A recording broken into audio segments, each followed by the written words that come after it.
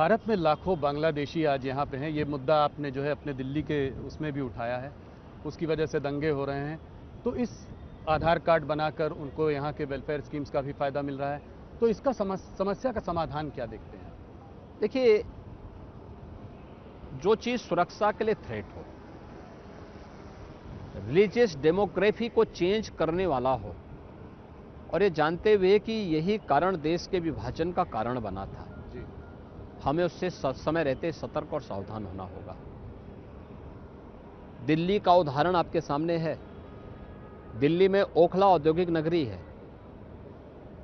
पिछले 10 वर्ष में कोई उद्योग नहीं लगा पाई दिल्ली की आम आदमी पार्टी की सरकार। न्यू ओखला के रूप में नोएडा है। देश का सबसे बड़ा इन्वेस्टमेंट का डेस्टिनेशन बना हुआ है। उन्होंने निवेश किया बांग्लादेशी घुसपैठियों और रोहिंग्या को बसाकर। हमने निवेश किया औद्योगिक इकाइयों को ला करके, मॉडर्न एज टेक्नोलॉजी को वहां पे ला करके। डाटा सेंटर बन रहे हैं, रोबोटिक के सेंटर बन रहे हैं, और भी एआई के नए नए सेंटर वहां पे स्थापित हो रहे हैं। लाखों नौजवानों को रोजगार के अवसर वहां से प्राप्त हो रहे हैं। ये दोनों में यही अंतर है। यूपी और दिल्ली में उत्तर प्रदेश की भारतीय जनता पार्टी की डबल इंजन सरकार में और दिल्ली के अंदर आम आदमी पार्टी की सरकार में यही अंतर है। वे अपने राजनीतिक स्वार्थ के लिए बांग्लादेशी घुसपैठियों को वोटर बना रहे हैं, निवेश को हतोत्साहित कर रहे हैं, रोजगार नहीं उपलब्ध करा पा रहे हैं, डेवलपमेंट की योजनाओं को पूरी तरह उन्होंने ठप कर दिया है। लेकिन दूसरी तरफ उत्तर प्रदेश सरकार है कि उत्तर प्रदेश के अंदर हमने यूपी को निवेश के सबसे बड़े गंतव्य के रूप में स्थापित करने में सफलता प्राप्त की है।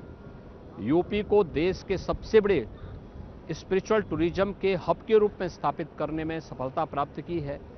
देश के अंदर सबसे अधिक रोजगार दे करके यूपी के युवाओं के हाथों को काम देने में सफलता प्राप्त की है, और देश के अंदर इंफ्रास्ट्रक्चर का एक मॉडल यूपी के अंदर हम लोगों ने खड़े करने में सफलता प्राप्त की है।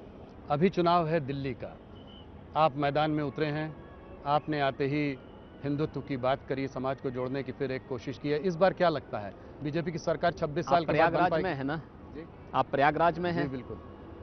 प्रयागराज में माँ गंगा, माँ यमुना और माँ सरस्वती का संगम की त्रिवेणी है। जी। यहाँ की यमुना जी में और दिल्ली की यमुना जी में अंतर देखिए। यहाँ की यमुना जी में आप आचमन भी ले सकते हैं, स्नान भी कर सकते हैं। क्या दिल्ली में ये संभव है? और मैं यही कहना चाहता हूँ कि दिल्ली में आम आदमी पार्टी ने देश को धोखा दिया है, दिल्ली वासियों को धोखा दिया है, राजधानी वासियों के साथ धोखा किया है। आप देख सकते हैं वहां पर यमुना जी को गंदे नाले में बदल दिया है। उसका दुष्परिणाम दिल्ली वासी तो भुगत ही रहे हैं, हमारे मथुरा, वृंदावन, आगरा वासी भी भुगत रहे हैं। ये तो बाद में जब हम लोग आगे आते हैं, चंबल, केन, बेतवा और अन्य नदियों का पावन जल यमुना जी में मिलता है, तो इतनी दिव्य नदी आती है, और फिर इसमें ट्रीटमेंट के प्लांट हम लोगों ने जगह जगह जो लगाए हैं, उसके परिणाम सामने हैं कि इतनी अविरल और निर्मल यहाँ पे गंगा जी और यमुना जी दिखाई देती है। अन्यथा इन लोगों ने जिस प्रकार की स्थिति पैदा की है, ये केवल नदी नहीं, ये तो भारतीय संस्कृति के साथ इन्होंने इसी प्रकार का धोखा किया है। यही धोखा इनका भारतीय संस्कृति के प्रति भी है।